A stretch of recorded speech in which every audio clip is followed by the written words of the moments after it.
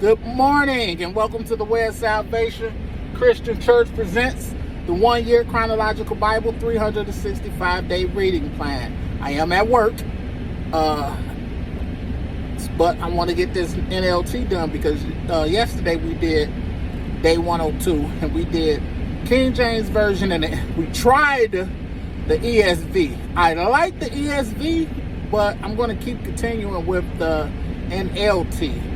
Because I think the NLT is giving us what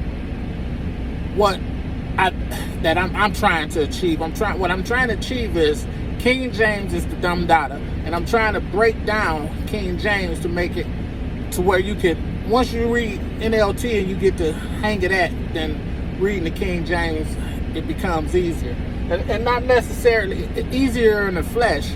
But when the Spirit is working, it really doesn't matter. God deciphers His word the way He wanted it to be deciphered.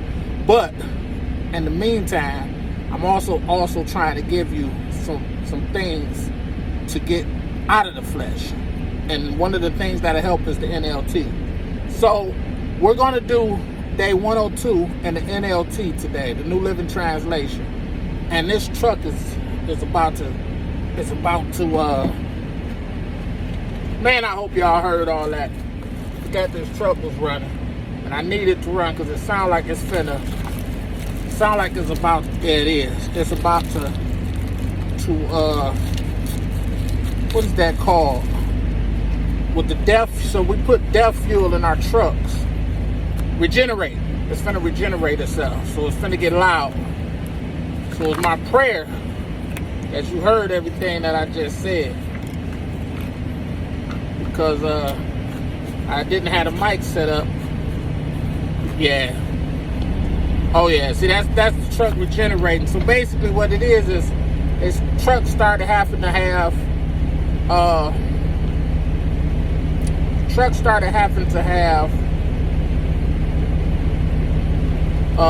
DEF fuel, DEF. That's diesel exhaust fluid. And what diesel exhaust fluid does is it helps basically the environment, and just bear with me. It helps the environment and keeps the diesel fuel from basically help the environment. So back to this. So we're gonna get started because the store isn't here, but I'm keeping an eye out on them because they're coming. So we're going to read day 102 of the 1-year Chronological Bible 365-day reading plan brought to you by Tyndale's House Publishers. Day 102 at the New Living Translation. I am Minister Jewett Peterson Sr. And today is January 4th, 2024. And we're in the day of the 5th day of the week. Day 102 consists of 1 Chronicles chapter 9, verses 35 through 39, 1 Samuel chapter 13, verses 1 through 5, 1 Samuel chapter 13, verses 19 through 23, and 1 Samuel chapter 13, verses 6 through 18, and 1 Samuel chapter 14. And the word of the Lord says in the New Living Translation, we're starting at 1 Chronicles chapter 9, verse 35. Jeiel, the father of Gibeon, lived in the town of Gibeon. His wife's name was Maacah, and his oldest son was named Abdon. Jeiel's other sons were Zer, Kish, Baal, Ner, Nadab, Gedor, Ahio, Zechariah, and Mikloth. Mikloth was the father of Shimeam. All these families lived near each other in Jerusalem. Ner was the father of Kish. Kish was the father of Saul. Saul was the father of Jonathan, Malchishua, Abinadab, and Eshbaal. 1 Samuel chapter 13, we're starting at verse 1. Saul was 30 years old when he became king, and he reigned for 42 years. Saul selected 3,000 special troops from the army of Israel and sent the rest of the men home. He took 2,000 of the chosen men with him to Michmash and the hill country of Bethel. The other 1,000 went with Saul's son Jonathan to Gibeah in the land of Benjamin. Soon after this, Jonathan attacked and defeated the garrison of Philistines at Gibeah. The news spread quickly among the Philistines.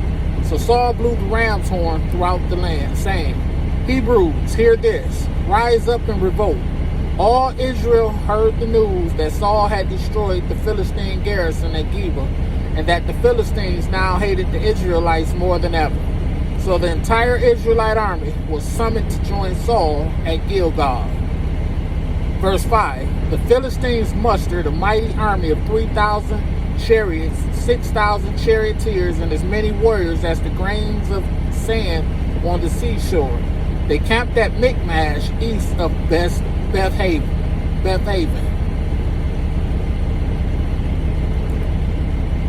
1 Samuel chapter 13, we're starting at verse 19. There was no blacksmiths in the land of Israel in those days.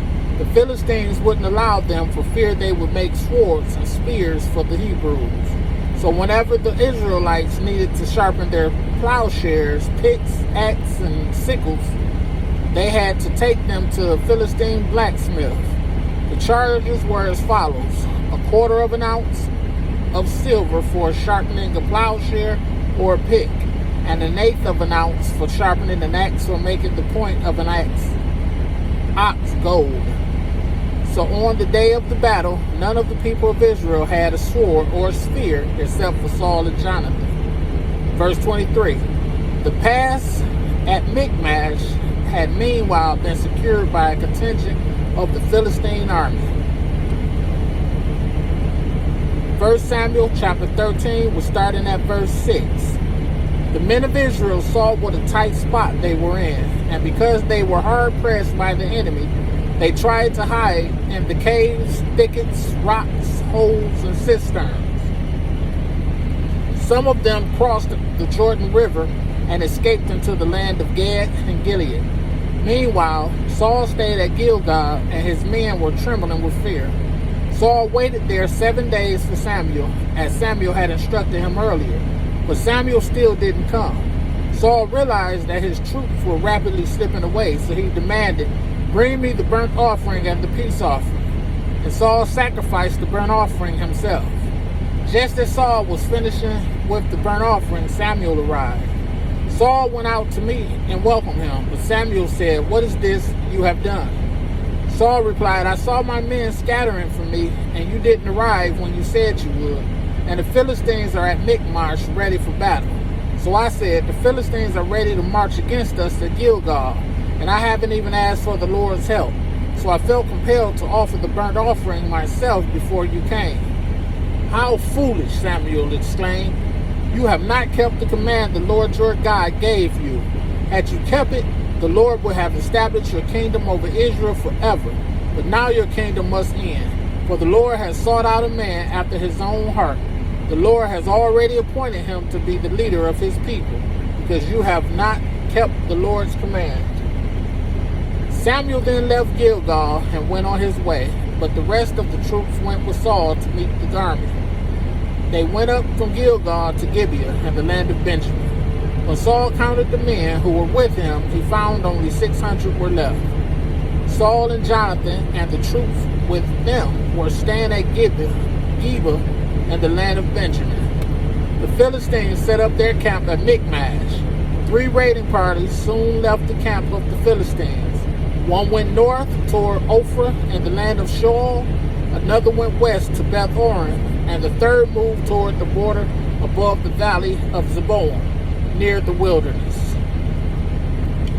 1 Samuel chapter 14. Jonathan's daring plan. One day Jonathan said to his armor bearer, "Come on, let's go over to where the Philistines have their outposts." But Jonathan did not tell his father what he was doing. Meanwhile, Saul and his 600 men were camped on the outskirts of Gibeah, around the pomegranate tree at Migron. Among Saul's men were Ahijah, the priest, who was wearing the ephod, the priestly vest. Ahijah was the son of Ichabod's brother, Ahiatub, son of Phinehas, son of Eli, the priest of the Lord, who had served at Shiloh.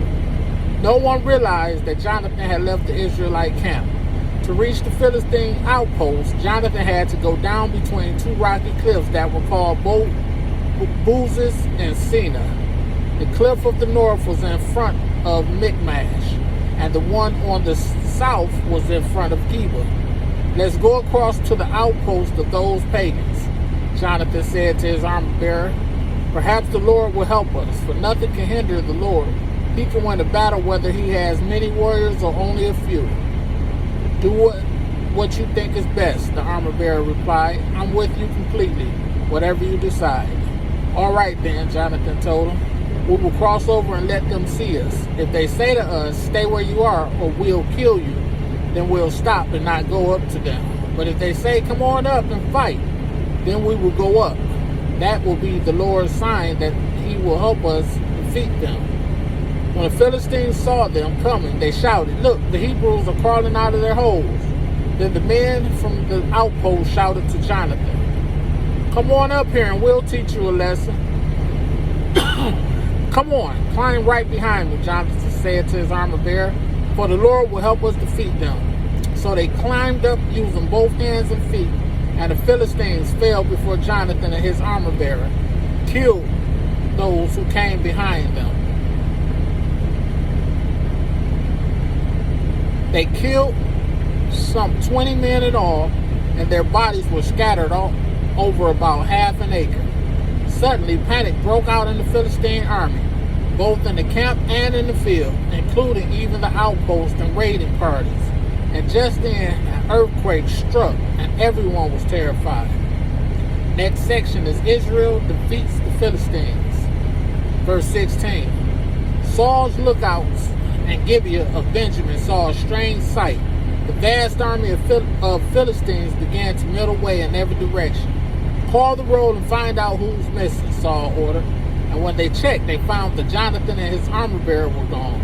Then Saul shouted to Ahijah, bring the ephod here, for at that time Ahijah was wearing the ephod in front of the Israelites.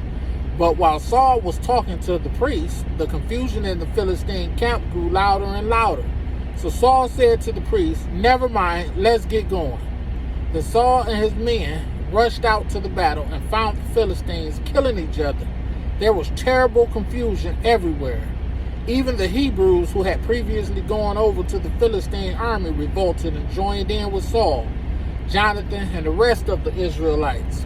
Likewise, the men of Israel who were hiding in the hill country of Ephraim joined the chase when they saw the Philistines running away. So the Lord saved Israel that day, and the battle continued to rage even beyond Beth-aven.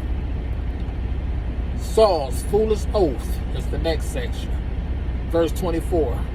Now the men of Israel were pressed to exhaustion that day because Saul had placed them under an oath, saying, let a curse fall on anyone who eats before evening, before I have full revenge on my enemies. So no one ate anything all day, even though they had all found honeycomb on the ground in the forest. They didn't dare touch the honey because they all feared the oath they had taken. But Jonathan had not heard his father's command, and he dipped the end of his stick into a piece of honeycomb and ate the honey. After he had eaten it, he felt refreshed. But one of the men saw him and said, your father made the army take a strict oath that anyone who eats food today will be cursed. That is why everyone is weary and faint. My father has made trouble for us all, Jonathan exclaimed. A command like that only hurts us. So how refreshed I am now that I have eaten this little bit of honey. If the men had been allowed to eat freely from the food they found among our enemies, think how many more Philistines we could have killed. They chased and killed the Philistines all day, from Michmash to Ajalon, growing more and more faint.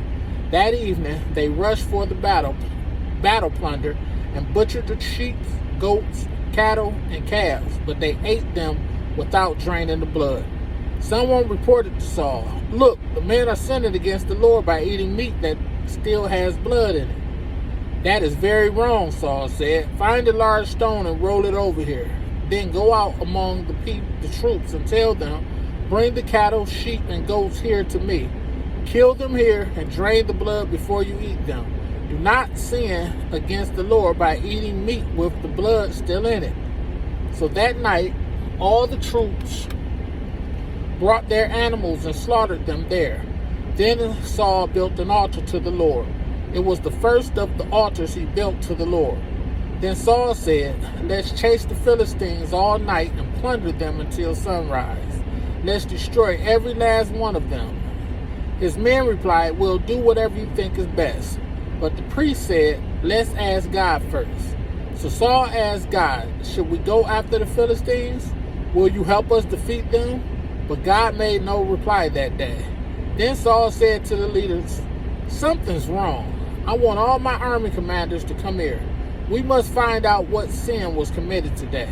I vow by the name of the Lord who rescued Israel that the sinner will surely die, even if it is my own son Jonathan." But no one would tell him what the trouble was. Then Saul said, "Jonathan and I will stand over here, and all of you stand over there." And the people responded to Saul, "Whatever you think is best." Then Saul prayed, "O Lord God of Israel, please show us who is guilty and who is innocent." Then they cast sacred lots, and Jonathan and Saul were chosen as the guilty ones, and the people was declared innocent. Then Saul said, "Now cast lots again and choose between me and Jonathan." And Jonathan was shown to be the guilty one. "Tell me what you have done," Saul demanded of Jonathan. "I tasted a little honey," Jonathan admitted. "It was only a little bit on the end of my stick. Does that deserve death?"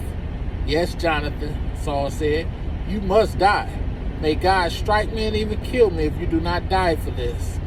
But the people broke in and said to Saul, "Jonathan has won this great victory for Israel. Should he die? Far from it. As surely as the Lord lives, not one hair on his head will be touched. For God helped him do a great deed today." So the people rescued Jonathan, and he was not put to death. Then Saul called back the army from chasing the Philistines, and the Philistines returned home. Saul's military successes. Now, verse 47. The next section is Saul's military successes. Verse 47. Now, when Saul had secured his grasp on Israel's throne, he fought against his enemies in every direction, against Moab, Ammon, Edom, the kings of Zobab, and the Philistines. And wherever he turned, he was victorious. He performed great deeds and conquered the Amalekites, saving Israel from all those who had plundered them. Saul's sons included Jonathan, Ishbosheth, and Malchishua. He also had two daughters, Merab, who was older, and Michal, Saul's wife, was Ahinoam, the daughter of Ahimaaz. The commander of Saul's army was Abner, the son of Saul's uncle Ner. Saul's father, Kish, and Abner's father, Ner, were both sons of Abiel. The Israelites fought constantly with the Philistines throughout Saul's lifetime. So whenever Saul observed the young man who was brave and strong, he drafted him into his army. May the Lord have a rich and bountiful blessing to the reading, hearing, and doing of his word. Thank you for joining me. Be blessed.